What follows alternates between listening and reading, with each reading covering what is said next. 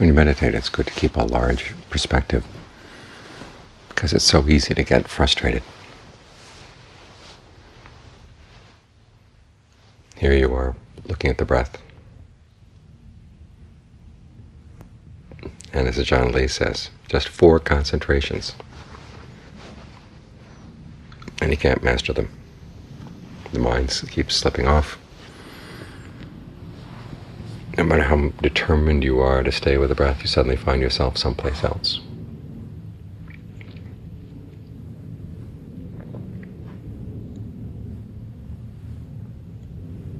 And a lot of times it doesn't seem that the meditation is heading in any particular direction. It's kind of mucking around. You wonder, what does this have to do with the deathless? What does this have to do with anything related to true happiness?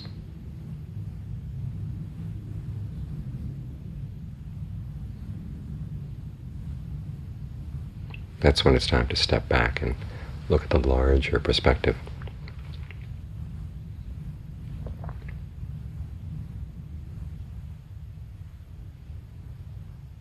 And the big issue, of course, is your mind.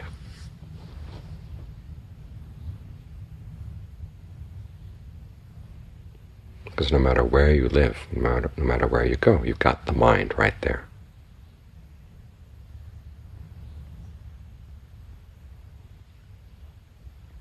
And if you can't keep it under any kind of control at all,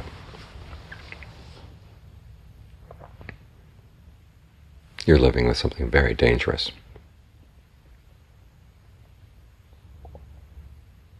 Because all kinds of things can happen to it. A slight chemical imbalance in the body, and the mind gets really depressed. It can't seem to pull itself out of the depression.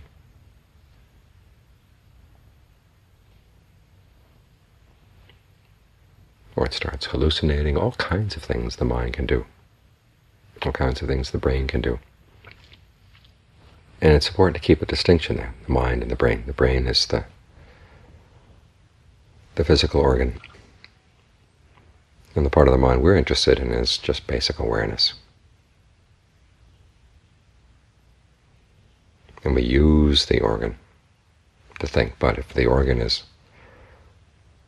damaged in any way, out of balance in any way, our thoughts can become our enemies. What are you going to do then?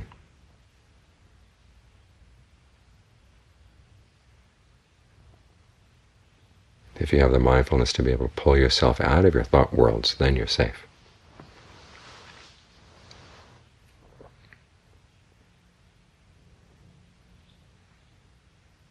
If you have the mindfulness to pull yourself out of anything that the mind does, you're safe.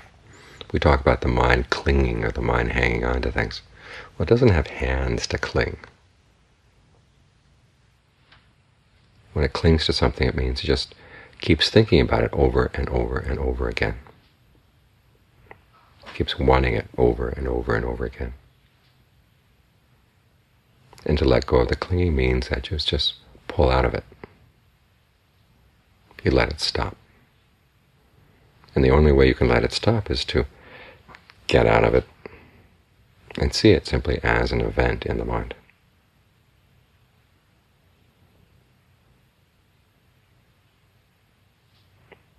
The last time I went to visit with Ajahn Suwat before he passed away, he commented that his brain was sending him all sorts of weird messages.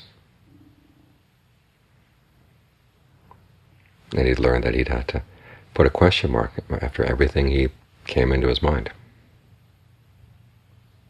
But he said, that thing I gained from the practice, he said, that hasn't gone away. That thing was what enabled him to pull out of those messages in order to see them. They were strange, weird messages, but he didn't have to believe them. He had a foundation.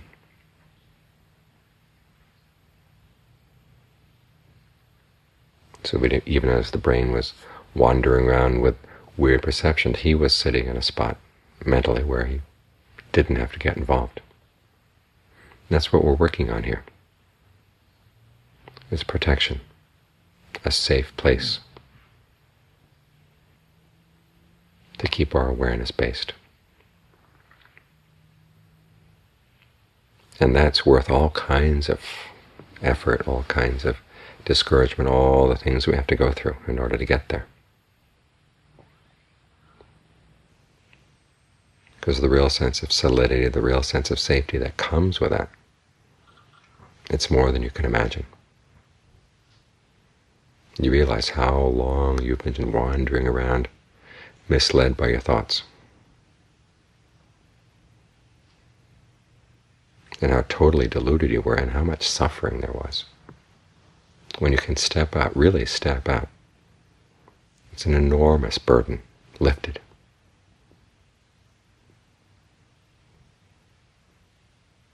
Both the sense of solidity in the present moment at that point, and the confidence that nothing can touch this because it's outside of space and time.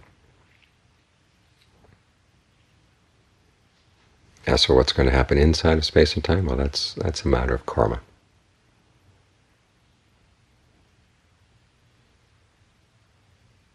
Even awakened people have to age, grow ill, and die. But they found the part of the mind that doesn't age, doesn't grow ill, doesn't die.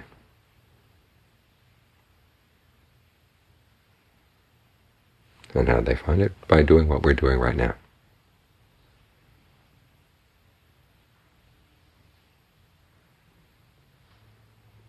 Every time a thought comes up, here's your chance. Are you going to fall for the thought, or are you going to step back from it? The thoughts may be crazy, there may be things you don't want to think about, but as long as you're able to step back from them, you're in a good position. This place where you're stepping back may not be as totally solid as you'd like it, but it's heading you in the right direction. Because if you don't have this, you have no safety at all.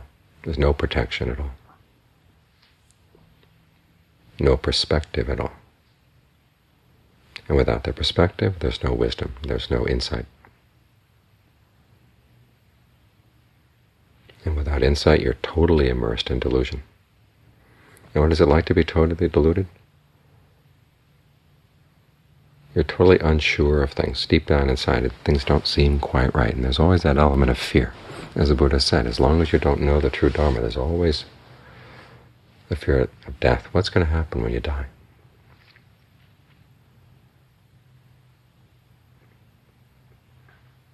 The only way you can know is by looking at the process of the mind, because it's actually going through death and birth on a small level all the time. It just keeps coming back, coming back, coming back. Whatever habitual patterns you've been encouraging in the mind, they just keep coming back again and again and again. But the fortunate thing, again, is that you can step back. This is what the Buddha's teachings on karma are all about. Not everything is determined in the mind. With every present moment, there's always the opportunity to make a new decision, to make a new choice. And most of us abandon that freedom and just keep going through the same old patterns over and over and over again.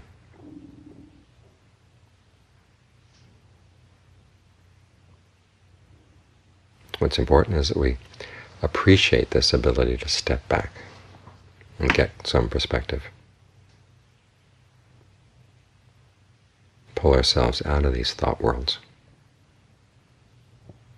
And no matter how fleeting it may seem as you're practicing, each time you do it, you're strengthening the skillful habit in the mind, the habit that actually is your path.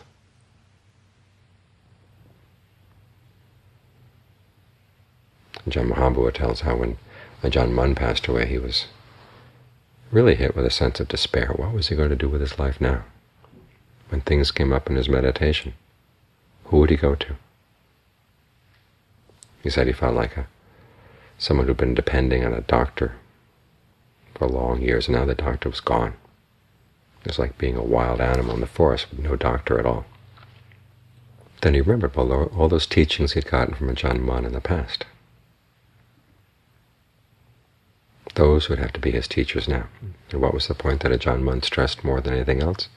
So whenever anything comes up in your mind that you're not sure about, just step back and stay with that sense of the knower, that sense of just basic awareness. And no matter what, whatever there is in the mind will pass, and you'll be safe.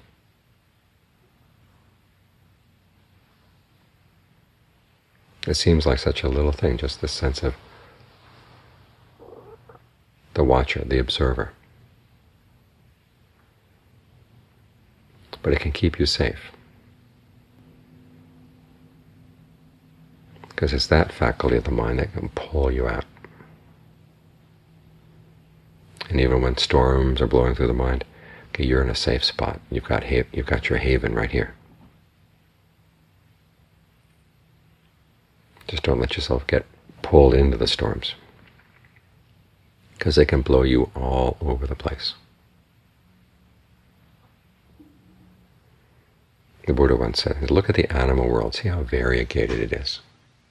All those many, many, many kinds of animals, all the different shapes they take, all the different ways they live. He said the mind is more variegated than that.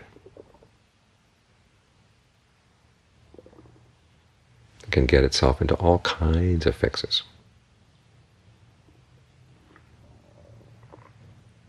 But you've got your protection right here. It's right close to hand. It's closer than your eyes. Just learning how to appreciate it, learning how to value it. And even though it may seem unstable right now, keep coming back, coming back, coming back. Because if you don't, look what lies in store.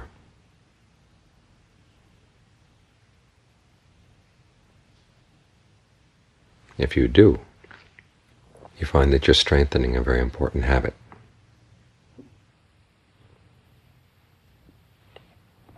Each time you remember to come back doesn't go for naught.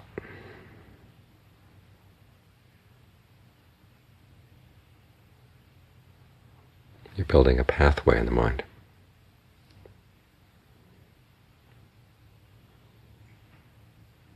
And when you come to meditate in a place like this, it's like you've got your mouth above water. You're being able to pull out a little bit from the flood.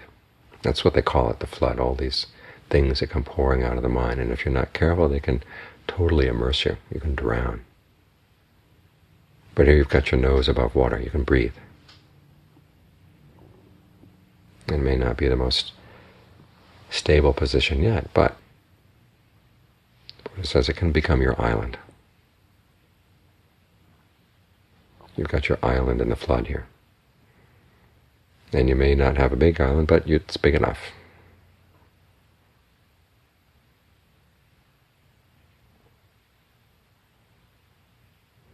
And you find that as you develop it opens up to even better things in the mind.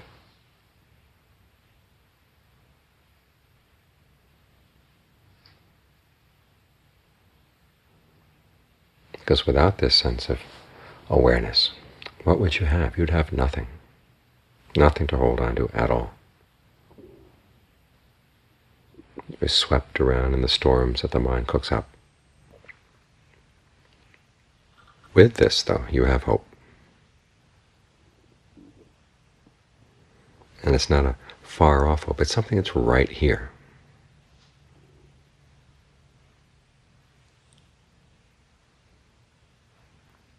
All you have to do is learn how to value it.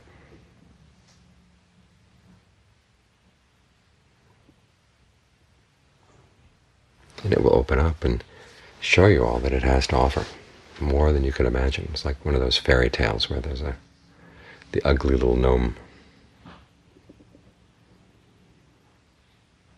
who, it turns out, has gold hidden away.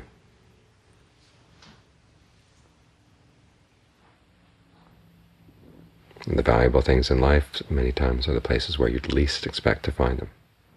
And they're closer to home than you might imagine.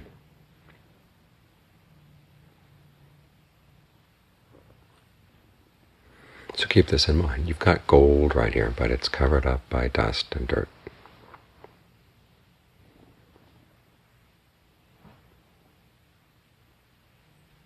And the dust and the dirt can be cleared away.